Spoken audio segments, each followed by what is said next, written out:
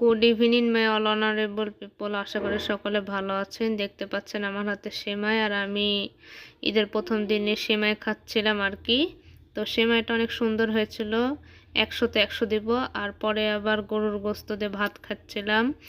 তো প্রথমের ভিডিওগুলো নেওয়া হয়নি, এই জন্য আমি আন্তরিকভাবে দুঃখিত। কিন্তু আসলে এটা হচ্ছে গরু আর ছাগলের মাংস দিয়ে আমি ভাত খাচ্ছি। কিন্তু আমি যখন, বিশ্বাস করেন, যখন আমি ফার্স্ট বাইট দিয়েছি তখন এত খেতে ভালো লেগেছিল আমার, মনে হচ্ছে আরও চেবিয়ে চেবিয়ে খাই।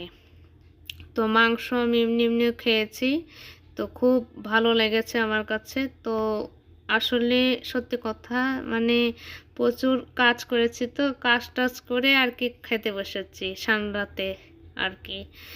তো প্রথম যে ভিডিওটা দেখলেন ওটা ছিল আমার মামার বাসার ভিডিও। আমি মামার বাসায় সেমাই খেতে গেছিলাম, আর এখন আমি গোস্ত দিয়ে ভাত খাচ্ছি। মানে গোস্ত দিয়ে ভাত খেতে আমার সে ভালো লাগে, আমি তো গোস্ত লাভার গাইস।